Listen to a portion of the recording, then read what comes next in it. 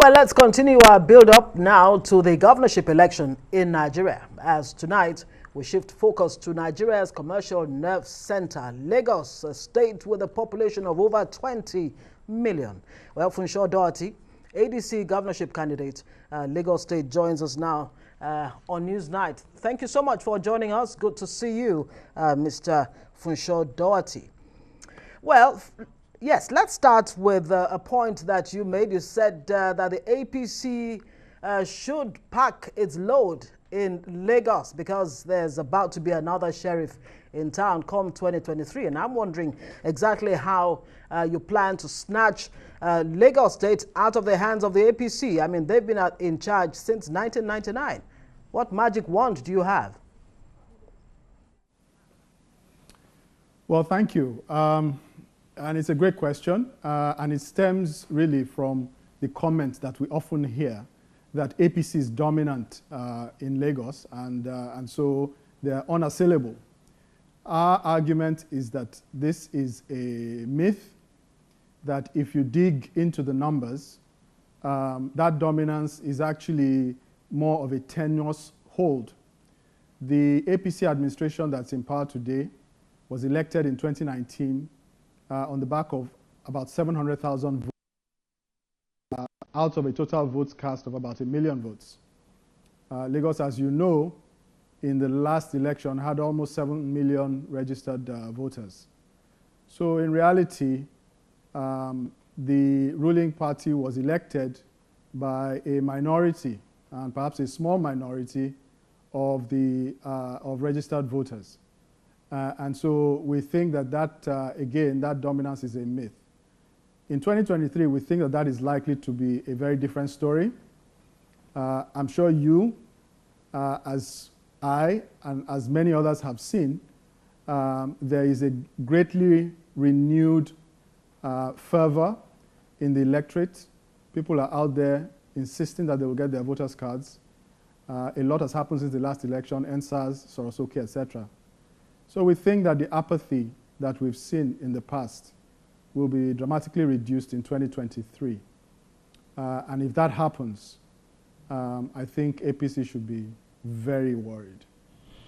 Well, you say APC should be very worried. And I do know that you come from a family of, you have a rich political history when looking at your family background. But of course, we cannot wish away the fact that you're going up against a governor, an incumbent governor who some believe is actually performing really well.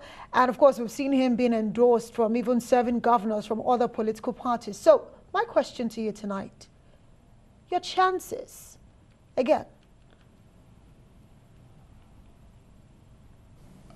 My chances, did you say? Yes, yes, your chances of winning the election against an incumbent.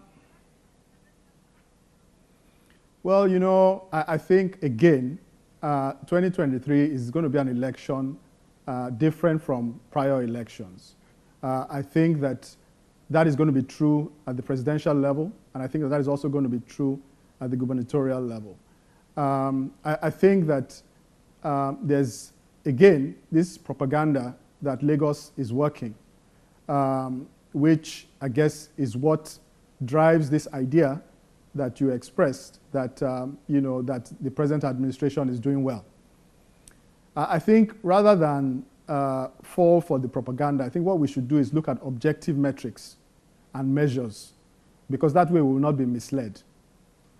Recently, the Economist Intelligence Unit released its global ranking of cities across the globe. And out of 172 cities that were ranked, Lagos was ranked 171 out of 172. So that is one from the bottom. This is an objective metric that measures 5 dimensions: infrastructure, education, health, culture and environment, and stability. And so if after managing, as the ruling party has, a state for about 23 years, 24 by the time we do the next election, if at the end of that period you have this comprehensive report card that says that when measured against cities across the globe, the quality of life of your citizens is first, anywhere in the world, then I think it's not Funsho Doherty saying it. It's an objective metric. And I think that, and by the way, I think that the people of Lagos understand this and they feel it in their day-to-day quality of life. So, I mean, I think the objective data is there, and we really don't need to say more. All right, let's come down to specifics. You are a pension administration czar, and it would be nice to know exactly how you plan to transform, if that's part of your agenda. How do you plan to transform the pension sector of Lagos, and what would be your revenue base? I'm wondering, I mean, Alpha Beta, for example, a well-known company in Lagos State that's handling, the taxes of Lagos. What would you do with that in a way that it would not affect your revenue drive if you become governor in Lagos? So thank you for that question. I think the first thing to say is that we will unwind Alpha Beta. That will be one of our first causes of action, because we think it's a travesty. We think it has no place in a modern society to have that sort of arrangement where you have a private sector entity owned by a few narrow interests, essentially overseeing the collection of revenue of a state like Lagos and retaining a share of those revenues as compensation for that. This is a core function of a government and should not be something that a small group of people should be entitled to. I think, indeed, about why that contract was signed, who signed the contract, and who are the beneficiaries of it, and in whose pockets do those revenues that are retained end up. I think that, so one of the things that my long career in the private sector, and I have about 30 years of experience in the private sector, has given me is that for most of my career, I have worked in a fiduciary capacity. And what does that mean? It essentially means that you are in a position of trust, and the people entrust you with certain responsibilities, certain seat to act on behalf of others and to put their interests before yours. And in almost every role that I've held, I've been in a fiduciary capacity, senior years. Now, this is fundamental because I think we think that one of the issues that Lagos grapples with is this lack of proper discharge of the trust that public office represents. At the end of the day, if you're a public officer, you represent the people, and your actions must be aligned with the interests of the people. They must not be self-serving. They must not serve a narrow minority. You must put the interests of the people first and put your interests and those that are close to you behind.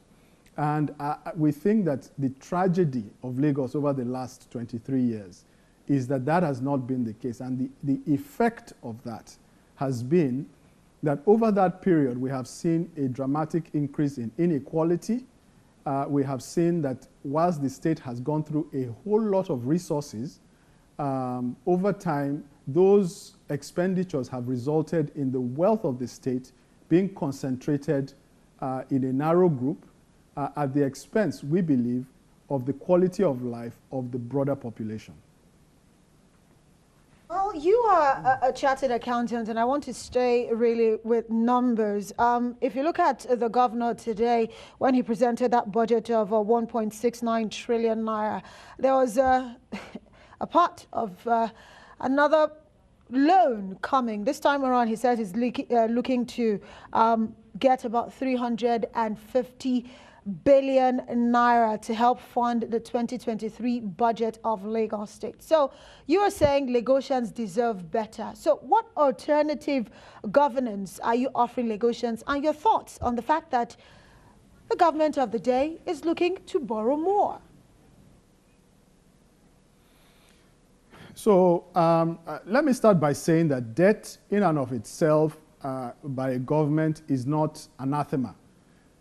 It is perfectly fine for a government to take on debt if it has the capacity to sustain that debt for as long as that debt is being used for purposes that essentially increase the prosperity and wealth and well-being of the citizens of that realm. Now, having said that, one of the things that you will see is that in Lagos State, there has been a great deal of opacity, that is a lack of transparency in the administration of government. And therefore, these expenditures, it's not just the amount that you spend, it's how you spend it. What is the transparency around it? What is the accountability around it? And that is where I think the ball has largely been dropped. One of the things that you will find, this budget, by the way, and I haven't had the chance to look through it at length, but the bit of it that I saw suggests that, you know, the playbook remains largely the same, which is that there's a bunch of debt which is in there, and there is a bunch of capital expenditure. And the argument is that, well, the government is being prudent because it is spending more on capital expenditure than it is on recurrent expenditure. And I say that, you know, we need to be a little bit more sophisticated in how we think about that, because it's not just the fact that you're spending on capital expenditure, it is what are you spending on, what is the efficiency of that spending, what value money that you're spending. Are you getting 1 naira's worth of value for 1 naira spent? Or are you getting 2 naira worth of value for 10 naira spent? And that can make all the difference. And if you're borrowing to fund capital expenditure, which is inefficient, which has